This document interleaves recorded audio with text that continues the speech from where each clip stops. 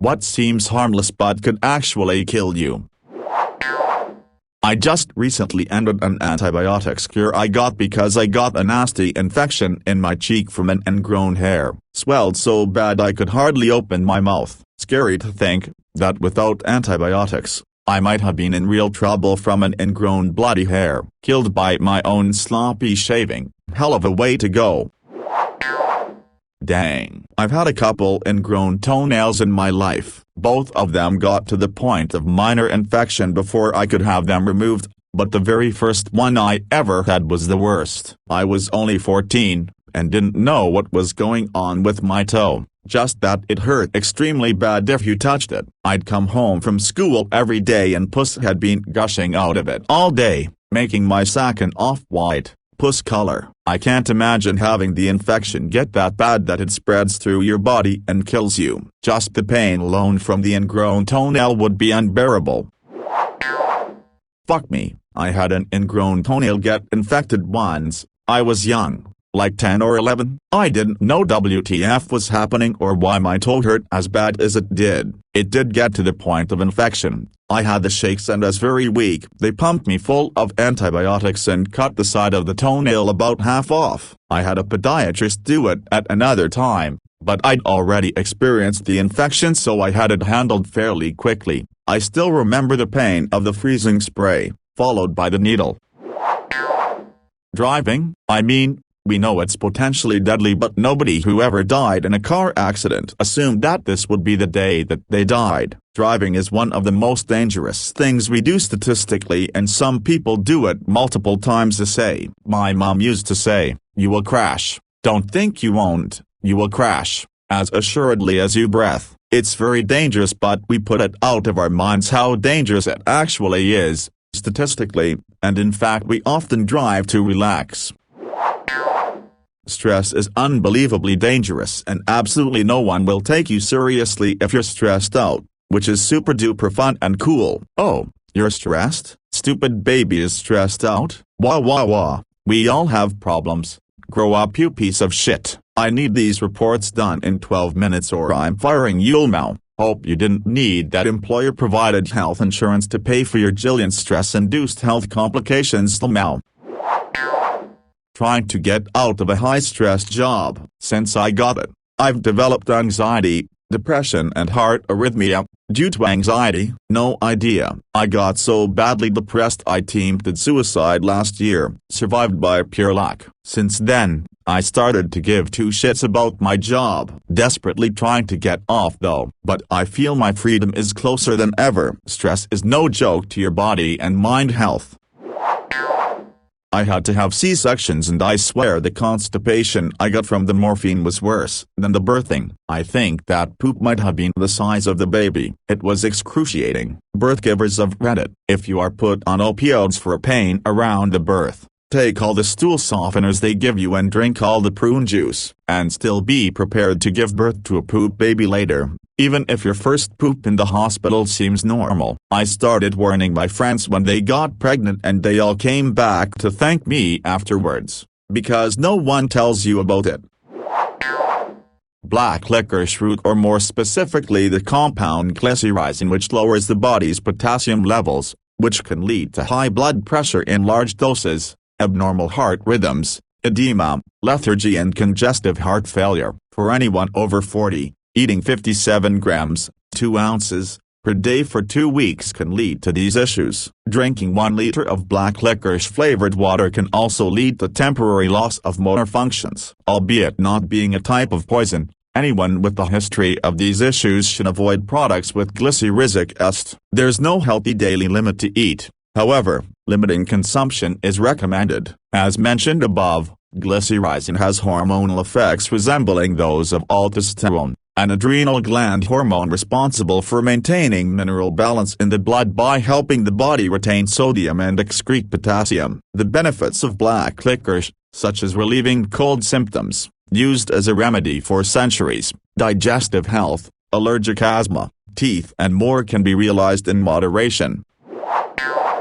I wound up in the earth thrice because of this. The screwy thing was that all the docs looked at my labs and said, well, looks like you've got low-K. And I'm like, alright, why is that and what do I do about it? And he's like, you eat normal and aren't on diabetics, right? And I'm like, ah, yeah. And he just scratches his head and was like, well then, I don't know. Thrice.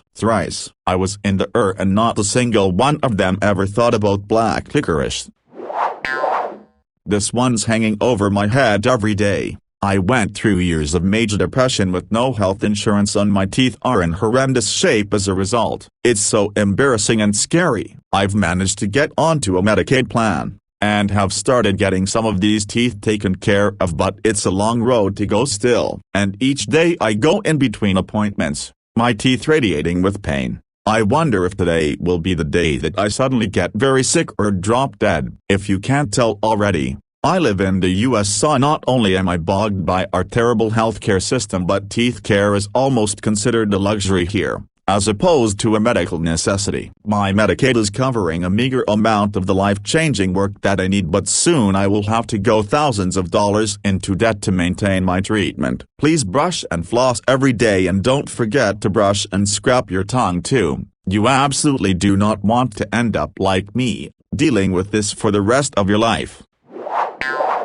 A whole polar bear can kill 52 adults as well. I used to work in northern Canada. Needed to piss one time, so we stopped the truck by some shipping containers. I go around the corner, unzip, and as soon as the first drop comes out, I hear this god-awful growl. I look up and about 30 feet away from me is this huge polar bear just staring me down. I just started running for my life right then and there. As I get to the truck, my door swings open, which I credit to this day saved my life by sparing me the few seconds I needed to get in and close the door just in time for the bear to claw at the door. My coworker was laughing and says, I saw you running like hell with your dick flapping in the air. I didn't bother zipping, so I knew it had to be a bear. Crazy experience. I miss northern Canada.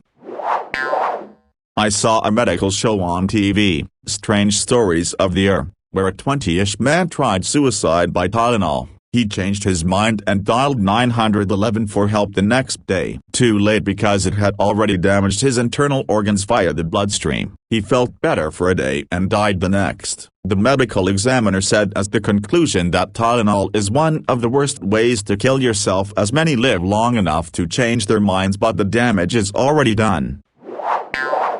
Nutmeg, nice and tasty spice in small amounts, but more than a teaspoon can lead to hallucinations, cramping, nausea, vomiting, and diarrhea. The substance myristicin that causes all of this can also lead to organ failure in large amounts. Not that most people would happily eat a full jar of nutmeg on purpose, but it's still wise to keep out of reach of small children, pets, or those who don't know better.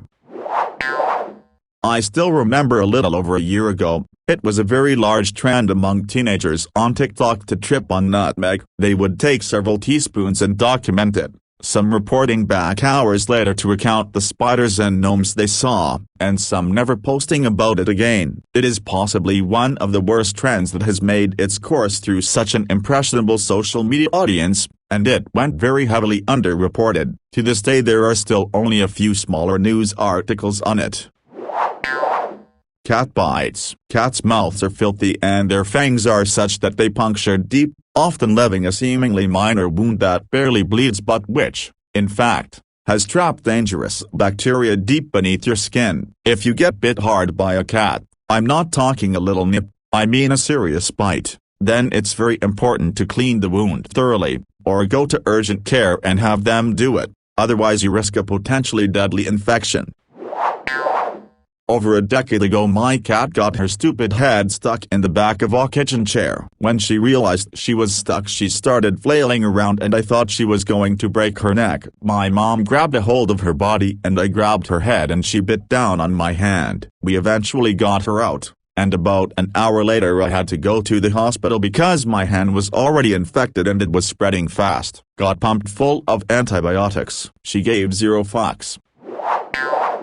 A nice die. An acquaintance had a nice die. It was a pimple on his eyelid, a local infection, inflamed and full of pus. It was a nuisance and he was going to let it run its course. A few days later he collapsed and was taken to the emergency room. The doctors concluded his die had resulted in sepsis, triggering a heart attack and stroke. Sepsis occurs when chemicals released in the bloodstream to fight an infection trigger inflammation throughout the body. This can cause a cascade of changes that damage multiple organ systems, leading them to fail, sometimes resulting in paralysis or death. Fortunately, he survived his ordeal.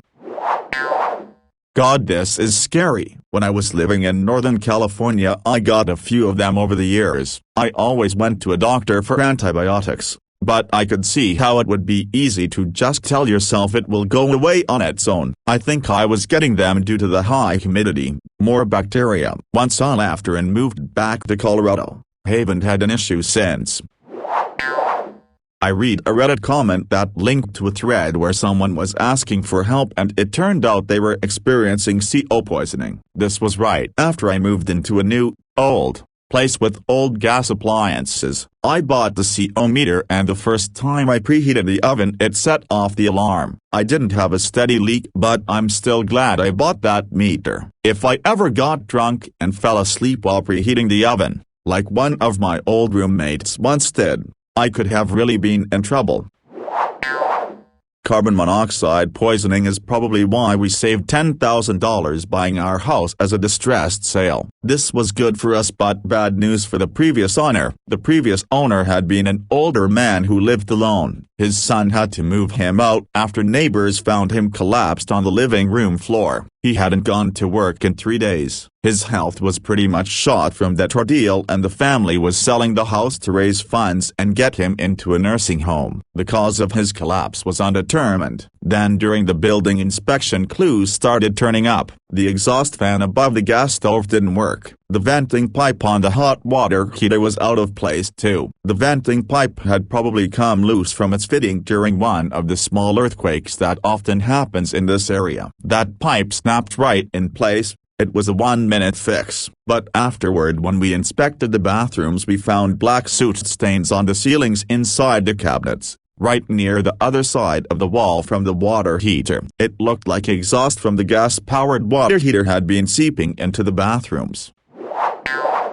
The state had passed a law mandating CO detectors, but the previous owner had owned the place since before that law was enacted, so he was grandfathered in and didn't have one. Neighbors said he had been acting strangely in the weeks before his collapse. That situation turned out to be a bargain for our family because the seller's son gave us about half the furniture for free, including valuable antiques. He just didn't have time to sort through the place for that type of thing, much less clean the place or put in improvements that would improve the house's curb value. The choice that family faced was either give those things to us or pay more to the service that was hauling junk to the dump. Of course, as we began to understand what had probably caused this situation, we let that man's family know that information might have helped his medical care moving forward. The main damage to his health was already done, though. Do not mess around with CO risks. Back in high school during summer we had a week-long football camp. A few guys decided to drink as much water as possible but quickly got sick. One of them drank something like 10 liters in one day. They all started throwing up and getting headaches and in sweats. They had water poisoning. They didn't believe it at the time and threw out all the water thinking it was something else. No one else got sick. Don't get water poisoning, kids. I had undiagnosed sleep apnea for the better part of 10 years probably. When it was diagnosed, doc said I probably didn't have proper sleep in years and was amazed I could function at all. When I had my sleep study done, the first 4 hours of sleep I did like normal and the last 4 they woke me and put a PAP on. When I woke up after those 4 hours I felt like I had slept for the first time in forever. I felt so great even my wife noticed. Worst part, during having the sleep apnea I was a delivery driver. Overnights.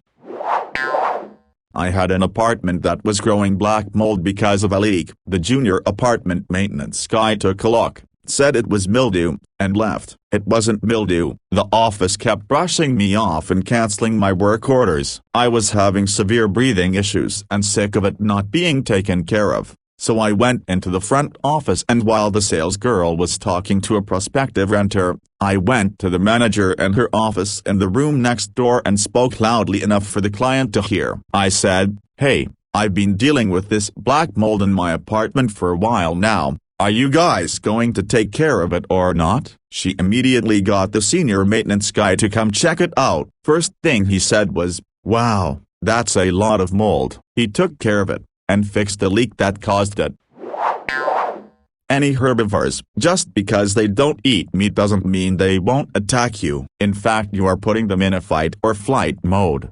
99% they take flight, and in the 1% they decide to fight, God be with you. Carnivores have a tendency to kill you quickly by grabbing your neck, while herbivores will attack you again and again, leading to a slow painful death. Or friend. I had a roommate who was normally a really chill guy, but when he got drunk, and he lost money on online poker, he would fucking destroy his bedroom. Closet door ripped off its hinges, holes punched in the wall so hard the wooden slats were exposed and broken in them. Broken window, half the room unwalkable due to the sheer amount of broken bottles on the floor. We did not get our security deposit back, to say the least. Boring scenery on the highway. I believe it's called highway hypnosis. You enter a trance-like state from staring at the same scenery. It produces similar effects as being sleepy or drunk. Drivers can lose awareness and find themselves driving miles without recollection. You will have a slower reaction time. Your brain may filter important info such as other cars, exits, or obstacles. Best thing is to engage your brain as much as possible during boring drives. Music, talking, podcasts, etc. That professor who died of it is terrifying. She got 2 drops on a latex glove and washed her hand off immediately, but it was already too late and her brain slowly rotted of mercury poisoning for months until she died several months later. No one even realized it was that small exposure that did it until later. She just had increasing difficulty walking straight or speaking clearly and then passed out at work, and by the end she died because the part of her brain controlling autonomic reflexes like breathing and digesting food was damaged so much they shut down. Yeah, but the liver can recover pretty quickly as long as you get appropriate medical care. It's amazing how much of a beating that organ can take. People just don't realize how fast you can go into organ failure if you overdo it. Of course, when I got COVID, I was very careful with how much paracetamol I took, but it's amazing for treating a whole bunch of symptoms: fevers, muscle pain, headache, etc. Luckily my symptoms only lasted a week. Paracetamol. Overdosing on paracetamol is a good way to rapidly destroy your liver and is often used in suicides. Sadly, the liver shutdown takes place over a week, during which time the urge to commit suicide may subside, but at that point the destruction is irreversible. In the U.S., paracetamol or acetaminophen tablets also contain their antidote, N-acetylcysteine, which prevents or reduces the risk of overdose. In other countries, however, including several European countries, the risk of overdose exists. Not flossing. Long ago friend had a baby daddy who got a tooth infection from not flossing, put numbing gel on it because he couldn't afford the dentist. Not too long later he was in the hospital for a serious infection, went straight to his heart and ate it. The doctor said it was like sewing through wet tissue. Your mouth is a highway to your heart. I kid you not. It's even a plot point in one of the later Saw movies. I have flossed every single day since hearing that story. Soy sauce. It contains enough salt that if you drank one of the average size bottles in many restaurants it would kill you. https://www.ladams.com/food/daily dish/law soy sauce overdose 20,130,607 story.html. From that article, a 19-year-old in Virginia went into a coma and almost died after drinking a quart of soy sauce. The average size bottles in a restaurant, assuming you mean at the table since that's how you made it sound, are 5 fluid ounces. A quart is 32 fluid ounces. Most people would immediately throw up if they drank a quart of soy sauce, as people usually do when they accidentally swallow a bunch of salt water. The person who almost died from it had managed to keep it down.